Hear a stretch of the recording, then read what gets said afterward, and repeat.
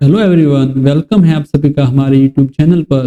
दोस्तों, इस वीडियो में हम सीखने वाले हैं द्विघात बहुपद के गुणनखंड करने की बहुत ही शानदार ट्रिक। इस ट्रिक से आप द्विघात समीकरण के मूल निकालना हो, चाहे द्विघात बहुपद के शून्य निकालना हो, बहुत ही चुटकियों में इन क्वेश्चंस को अच्छे से कर सकते हैं। तो आइए दोस्तों, इस ट्रिक को हम सीखते हैं। तो सबसे पहले हम क्वेश्चन लेते हैं 100x² - 20x + 1। तो दोस्तों, आपको क्या करना है, सबसे पहले x² के जो गुणा में लिखा है उसको देखना है, और जो बिना x वाला यानी कि जो लास्ट में लिखा है उसको देखना है। सबसे पहले दोस्तों ध्यान रखना कि निशान के साथ यानी कि साइन के साथ में ही आपको संख्या को रखना है। अब 100 के अंदर हमें दोस्तों भाग देना है किसी एक संख्या का। जैसे आप बोलोगे 2 का भाग जा रहा है, 5 का जा रहा है, 10 का भी जा रहा है। अब जितनी बड़ी संख्या होगी हमें बड़े से बड़ा ऐसे संख्या लेनी है जिससे हम आसानी से भाग दे सके। अब 100 के अंदर जैसे हमने 10 का भाग दिया तो इसका जो भागफल आता है वो आता है 10। अब लास्ट में जो 1 है इसके अंदर भी एक संख्या का भाग दो। अब 1 के अंदर तो दोस्तों 1 का ही भाग जाता है और भागफल भी वापस 1 ही आएगा। अब नेक्स्ट स्टेप में आपको क्या करना है, आपको ऐसे क्रॉस करके देखना है, यानी कि ये क्रॉस जो लिखा है इनका आपस में गुणा करो, फिर उनको ऐड कर लो। यानी कि 10 का 1 से गुणा करो तो दोस्तों 10 होता है, फिर वापस ये 10 का 1 से गुणा किया तो वापस 10 होता है। इनको फिर हमें क्या करना है, गुणा करने के बाद ऐड करना है। 10 और 10 दोस्तों 20 हो गया।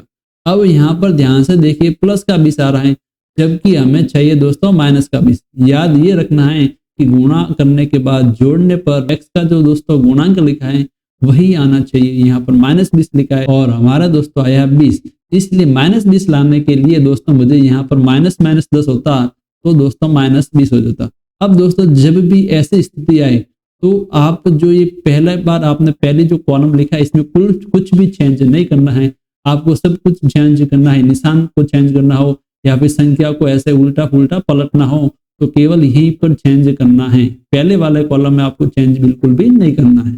तो देखिए अब यहाँ पर -10 हो तो यहाँ पर माइनस लगाना पड़ेगा, यहाँ भी -10 हो तो माइनस लगाना पड़ेगा। अब दोस्तों -10 हो जाएगा, अब जोड़ेंगे तो -20 हो जाएगा। यानी कि अब जो आया है वो एकदम करेक्ट आ चुका है।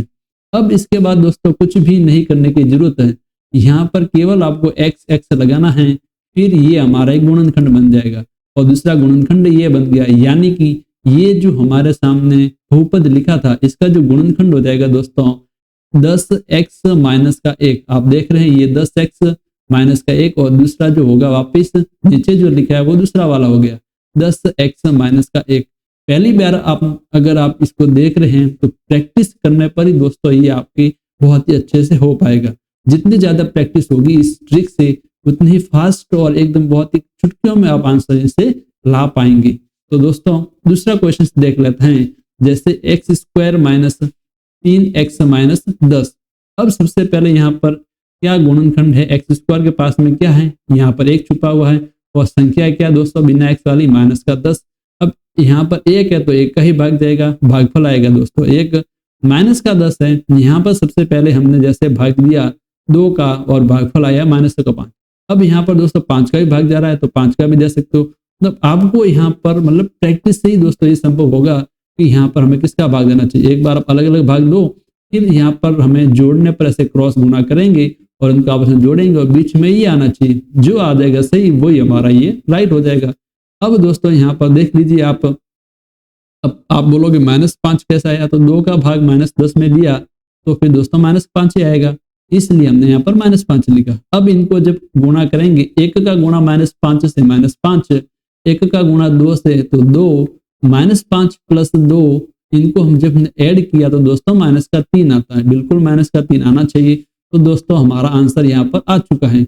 यहाँ पर कुछ भी करने की जरूरत नहीं है, यहाँ पर x लगा दीजिए। ये हमारा एक कोष्टक हो गया, ये दूसरा कोष्टक हो गया। यानी कि x² - 3x - 10 का जो गुणनखंड होगा दोस्तों वो हो गया 1x + 2। यहाँ पर दोस्तों प्लस है तो प्लस लिखेंगे, माइनस होता तो माइनस, तो x + 2। अब 1 को लिखने की जरूरत है नहीं तो इसलिए मैंने x + 2 लिख दिया। यहाँ पर दोस्तों हो जाएगा x - 5। अब आपके मन में सवाल आएगा कि सर आगे हमें गुणनखंड से बहुपद के शून्य निकालने हो तो क्या करेंगे। तो कुछ नहीं करना, शून्य निकालने के लिए दोस्तों प्रत्येक कोष्टक को, प्रत्येक जो ब्रैकेट आया उसको 0 के बराबर कर लीजिए। यानी कि जब हम इसको 0 के बराबर करेंगे तो यहाँ पर x बराबर आएगा -2, यहाँ पर इसको 0 के बराबर करेंगे तो x बराबर आएगा 5, यानी कि ये हमारे क्या हो गए दोस्तों, बहुपद की शून्यक हो गए। जैसे ये क्वेश्चन है फ्रेंड्स, 6 लिखा है, इधर -6 लिखा है। सबसे पहले जैसे हमने भाग दिया 2 का, भागफल आ गया 3। अगर इधर हमने भाग दिया 2 का तो भागफल आ गया -3। -6 में भाग देने पर -3 आएगा दोस्तों। अब एक बार क्रॉस गुणा करेंगे, 2 का -3 से गुणा -6, 3 का गुणा 2 से वापस अगेन 6, ऐड करेंगे तो दोस्तों आ जाएगा 0, जबकि हमें क्या चाहिए, प्लस का 5 चाहिए। अब मैंने आपको बताया था कि फर्स्ट कॉलम में बिल्कुल भी चेंज नहीं करना, जो भी चेंज होगा वो दूसरे कॉलम में ही करना है। तो अब एक बार के लिए क्या करते हैं, संख्याओं को एक बार एक्सचेंज कर लेते हैं, बदल देते हैं। तो -3 को ऊपर लिख देते हैं, 2 को नीचे लिख देते हैं। तो दोस्तों क्या होगा, देखिए आप, -3 ऊपर, 2 नीचे लिख दिया। अब गुणा करके देखिए, 2 × 2 दोस्तों 4, 3 × 3 -9, ऐड किया तो दोस्तों आ गया -5, लेकिन हमें चाहिए +5। इसका मतलब केवल माइनस की गलती हो रही है, यानी कि माइनस ऊपर हो, इधर प्लस हो तो दोस्तों क्या आ जाएगा, +5 आ जाएगा।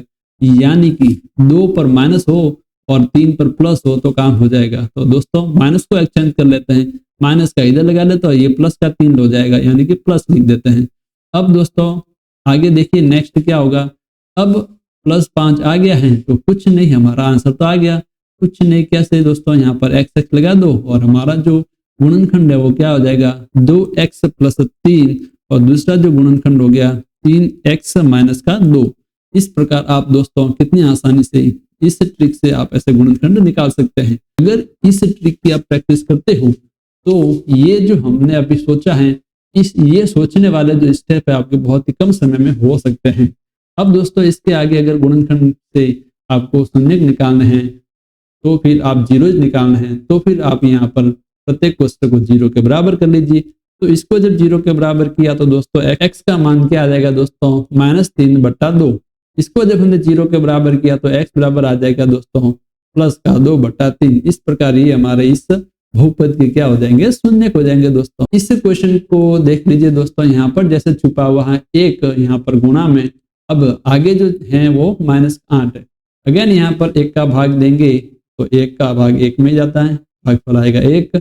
अब यहाँ पर जैसे हमने दोस्तों 2 लिखा, भागफल आ गया -4। अब क्रॉस गुणा कर लेते हैं फटाफट। 1 का गुणा -4 से किया तो -4, 1 का गुणा 2 से किया तो +2, इनको ऐड किया तो -2। बिल्कुल दोस्तों -2 ही आना चाहिए। तो क्या करेंगे, बस कुछ नहीं, हमारा आंसर तो आ गया। यहाँ पर x लगा दीजिए, एक ब्रैकेट ये हो गया, इधर x लगा दीजिए, एक ब्रैकेट ये हो गया, यानी कि हमारा आंसर हो गया x। यहाँ पर दोस्तों प्लस है, +2, और दूसरा ब्रैकेट हो गया इधर x -4। ये दोस्तों हमारा इसका गुणनखंड हो गया। अब फिफ्थ क्वेश्चन क्या है दोस्तों, यहाँ पर 3 है, यहाँ पर -4 है। अगेन दोस्तों यहाँ पर जब हम जैसे हमने यहाँ पर 1 का भाग दिया, जैसे भागफल आ गया दोस्तों 3। अब यहाँ पर हमने जैसे 2 का भाग दिया, भागफल आ गया -2।